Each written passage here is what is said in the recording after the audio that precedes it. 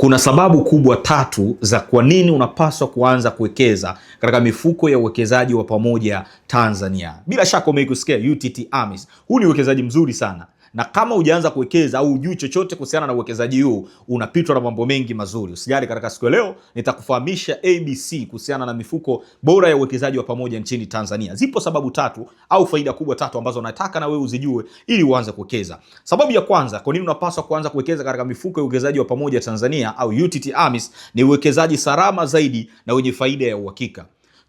Kuna sehemu ukiwekeza huna uhakika kama utapata faida au utapata hasara. Kuna sehemu ukiwekeza hakuna faida ya uhakika, hakuna mapato ya uhakika. Lakini unapowekeza katika mifuko ya uwekezaji wa pamoja Tanzania, unajua kabisa hapa mwisho wa mwaka nitakuwa na uhakika wa 12, 14 au zaidi kutokana na performance ya mfuko husika. Kwa sababu katika mifuko katika uwekezaji wa pamoja kuna mifuko mbalimbali yenye malengo tofauti tofauti. Kwa hiyo unachagua sehemu ya kuwekeza au mfuko wa kuwekeza kutokana na malengo ulionayo. Kwa sababu ya kwanza, uwekezaji salama zaidi. Huu ni uwekezaji salama zaidi. Tofauti na wewe kwenda kuwekeza katika soko la hisa.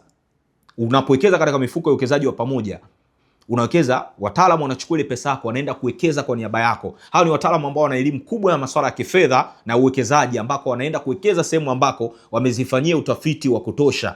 Na hawa wataalamu pia wanatawanya ule uwekezaji. Baada ya kuchukua pesa zetu, hawa wataalamu, ndio maana tunaita uwekezaji wa pamoja. Baada ya kuchukua pesa zetu, wanaenda kuwekeza sehemu ambako wamezifanyia utafiti wa kutosha na wanatawanya uwekezaji. Hawekezi kwenye kampuni moja, wanawekeza katika makampuni mbalimbali katika soko la hisa Dar es Salaam. Pia wanawekeza katika hati fungani za serikali. Sisi tunaelewana mpaka hapo Kwa hiyo tunajua kabisa ukiwekeza kwenye mifuko ya uwekezaji wa pamoja utapata faida ya 12 mpaka 14 kwa mwaka na hata zaidi kutokana na performance ya mfuko husika. Kwa hiyo ni sababu ya kwanza, ni uwekezaji salama zaidi na wenye faida ya uhakika. Sababu ya pili ya kwa nini unapaswa kuanza kuwekeza katika mifuko ya uwekezaji wa pamoja Tanzania, ni uwekezaji nafuu zaidi kwako.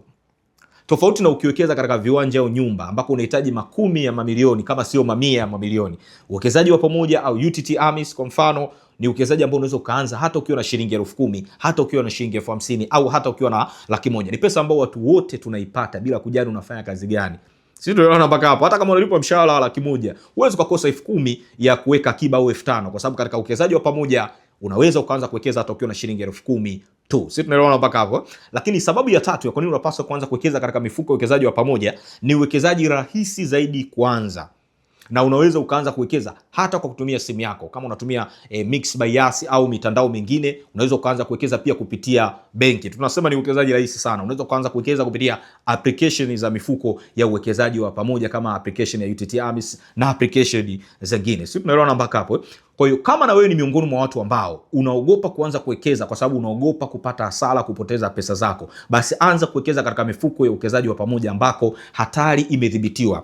Mifuko ya uwekezaji wa pamoja, kuna mifuko mingi kwenye taasisi ya UTT AMIS na mifuko kutoka kwenye taasisi zingine. Kwa mfano, taasisi ya UTT AMIS, mfuko wa kwanza kuanzishwa Umoja na mifuko mingine baadaye iliyofuata, watu waliwekeza katika taasisi ya UTT AMIS hawajawahi kupata hasara. Tangu imeanza mwaka 2005 na 6 mpaka leo watu wanatengeneza tu faida. Na unaweza ukawekeza kwa miaka yako yote hapa duniani, usije ukaiona hiyo hasara au hatari, kwa sababu hatari imedhibitiwa. Sasa nimekuandalia mafunzo kwa njia ya mtandao kwa siku 4, kuanzia tarehe 1 mpaka tarehe 4 ya mwezi wa 6. Katika mafunzo haya nitakufundisha mfuko bora wa kuwekeza utakaokupa faida ya uhakika. Nitakufundisha ni mifuko gani ambayo uwekeze kutokana na malengo yako, kutokana na umri wako, kutokana pia na kipato, kwa sababu unapochagua sehemu ya kuwekeza lazima uzingatie hivi vitu vitatu: kipato chako, umri wako na malengo ulionayo. Sisi tunaelewana Kwa katika mafunzo hayo kwa njia ya mtandao nitakufundisha mifuko 6 kutoka kwenye taasisi ya UTT AMIS. Nitakufundisha kuhusiana na mfuko Umoja, mfuko wekeza maisha, mfuko wa Jikimu, mfuko wa watoto, mfuko wa ukwasi na mfuko wa hati fungani. Nitakwambia kwa nini watu wengi wanaupenda mfuko wa ukwasi.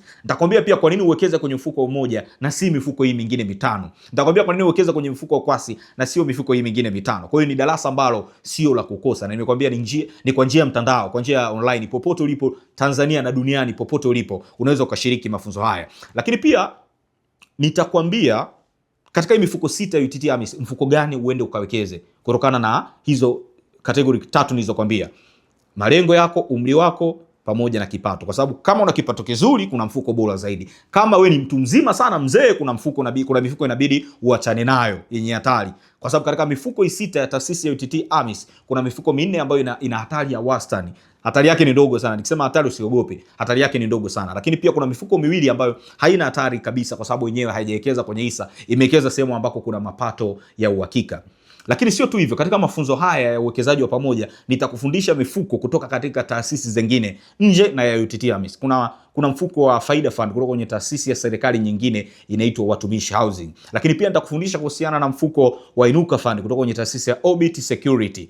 Huu ni dalali wa wakala wa soko la hisa. Lakini pia kuna mfuko kutoka taasisi ya Zan Security, wana mfuko wao unaitwa Temiza Fund. Lakini pia tutajifunza mifuko kutoka kwenye taasisi ya iTrust ambao na mifuko mingi, mfuko kama iSave, iGrowth, iIncome, iDora na mingine mingi. Kwa mifuko iko mingi. Yote nitakuelekeza na performance ya kila mfuko nitakwambia uchague mfuko gani kutokana na malengo yako, umri wako na kipato chako. Nitakupa mifuko ambayo ina faida ya uhakika. Sisi tunaelewana mpaka hapo. Kama hujaanza kuwekeza katika uwekezaji wa pamoja unapitwa na mengi, karibu katika darasa hili ili uweze kujifunza. Kumbuka Robert Kiyosaki katika kitabu chake cha Rich Dad Poor Dad anasema tunatengeneza pesa kwa tunachokijua na tunapoteza pesa kwa tusichokijua. Money without financial intelligence is a money soon gone.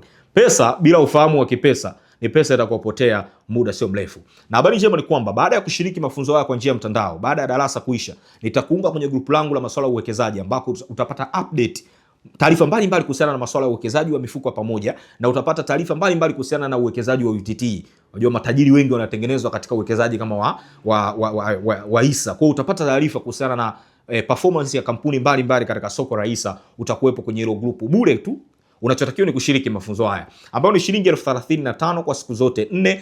Lakini kama utalipa mwanzoni, ukilipa leo au kesho kutwa, utalipa 25,000 badala ya 35,000. So white offer kwa kupiga namba unazoziona katika screen. Itakufundisha kila unachopaswa kukijua kuhusiana na mifuko ya uwekezaji wa pamoja Tanzania, na utapata update mbalimbali na utajua performance ya kila mfuko na utajua mfuko gani uende ukawekeze. Karibu sana bwana. Piga namba za simu unazoziona katika screen kwa offer yako 25,000 badala ya 35,000. Nitakufundisha kwa njia ya vitabu, nitakupa vitabu, nitakufundisha pia kwa njia ya sauti audio kwa wale wanaopenda kusikiliza, nitakufundisha kwa njia ya picha pamoja na njia ya video. Karibu sana bwana. Asante sana. Hadi wakati mwingine.